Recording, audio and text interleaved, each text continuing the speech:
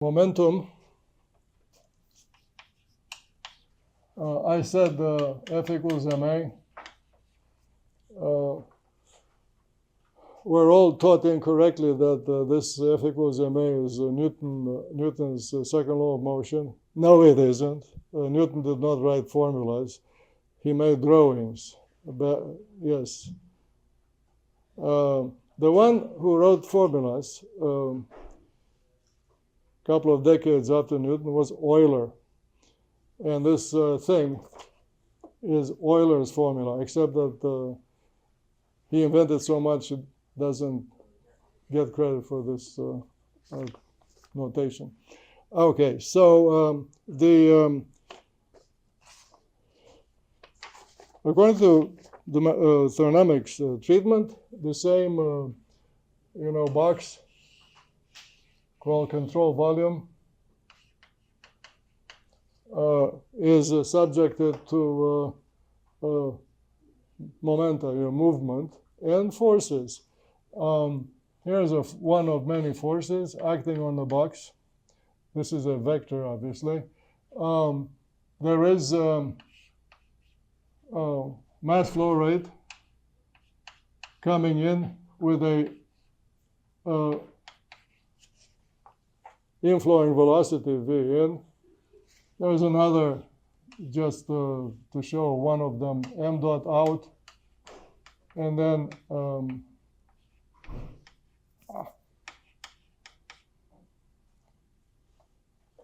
see that?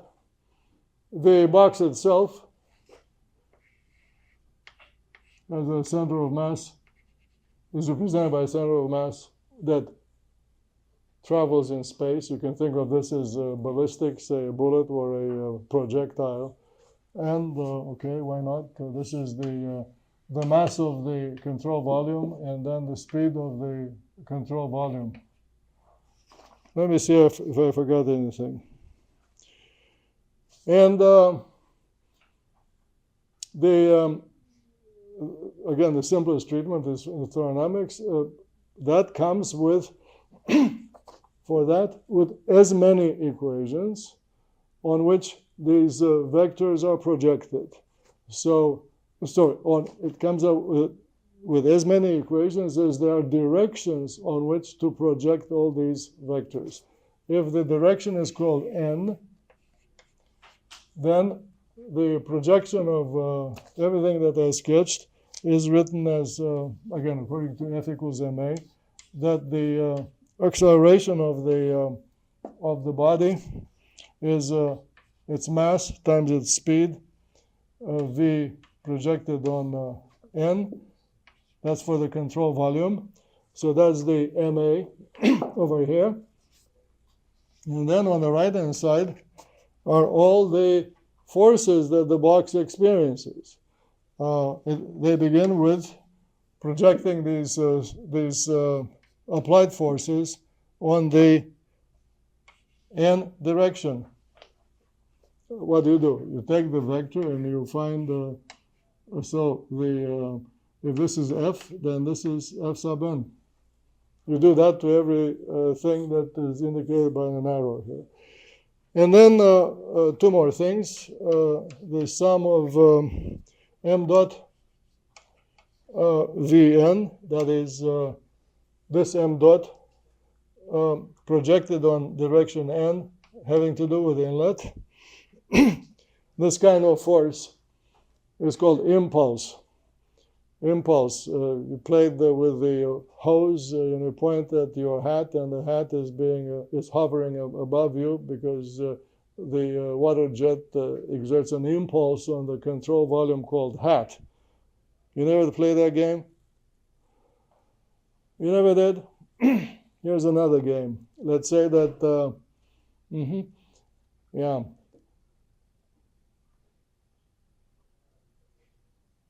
Let's say that you want to get rid of a friend who's fishing in a boat very close to shore. You take a boulder and you throw it inside that guy's boat, and the boat will then get away from the shore. That's impulse. The m dot coming in with a particular speed is felt as a force by the receiving body.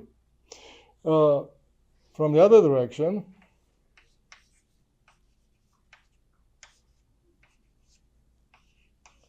the effect as the opposite sign is called reaction. The stuff leaving pushes the mother of that stream away. So this is reaction. This is impulse. These are forces in the traditional sense. Yeah, force. Another thing that's from your imagination. You cannot photograph force. Once again, what can you photograph? You can photograph movement. You can photograph shape. You can photograph object. But force, no. Which is why force, never mind force. I told my students before, and I repeat, if you want to learn the origin of the meaning of the words, do not study English, okay?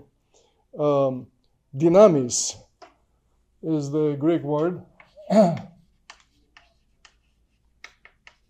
But back then, it was a feeling that you got pushed, you know, if one of these capital F's landed on you.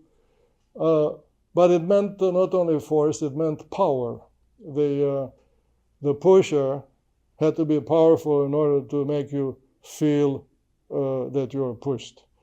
So originally, dynamis, which is of course the origin of the subject, the dynamics, or the origin of the second half of the word, the thermodynamics, meant this. It meant a perception that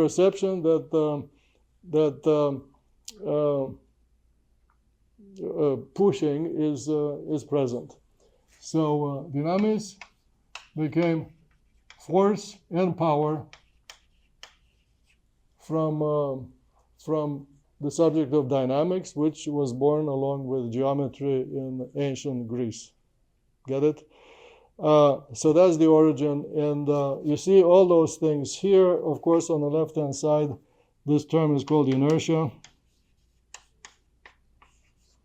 It kind of, looks like a joke, because inertia means basically not responding, inert, not interacting. But of course it is interacting, because it is responding heavy duty or championship style because of all these effects. All right, and once again, there will be one partial differential equation for one direction on which all these forces are projected. Those acts of projecting and doing this kind of thing that I explained for the mass conservation lead to two equations. If this direction is called x, then the partial differential equation representing conservation of momentum in the x direction in 2 dimensions is this one, rho partial of u with respect to time plus u du dx plus v du dy. And then on the right-hand side, minus partial of p with respect to x. You see pressure comes in, because on a box like this, one of the forces, capital F, has to do with the pressure that resides on the boundary. And that pressure is a function of x and y, and time, presumably, in a flow field that kind of fluctuates like the flag of the US, you see. So, I mean, complicated stuff is accounted for by these mathematical statements that I put on the blackboard.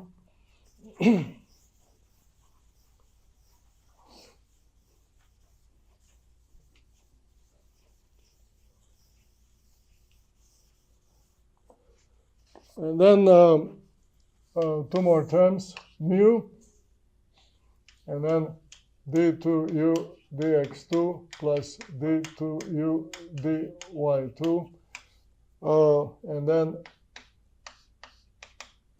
a big capital X. I'm going to write the corresponding projection of this vectorial balance, projection in the y direction. You get, instead of u, you put v, and then you continue, okay, u dv dx plus v dv dy. And then instead of x, you put y minus dp dy. And here you get mu. And this operator is called Laplacian. It's shorthand, in this case, of v, not of u. And then another term, capital Y.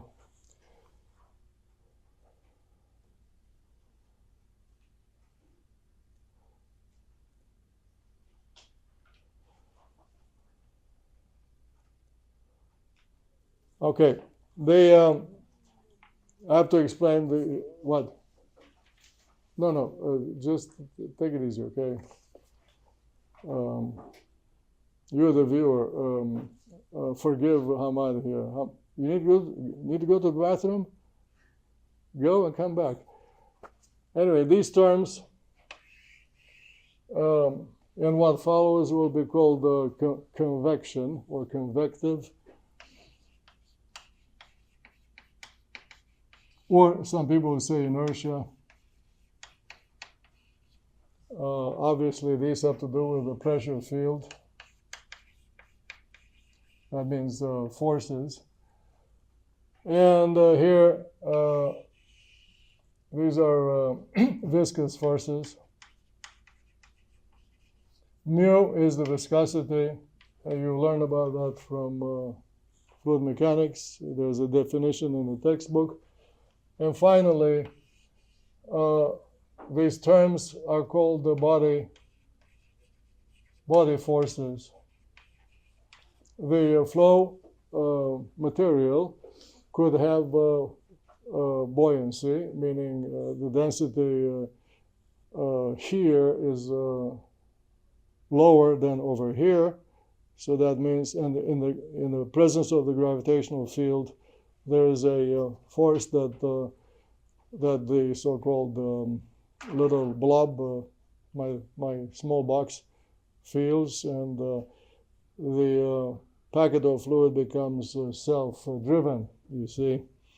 The units of capital X and capital Y are those of rho, local density, times acceleration.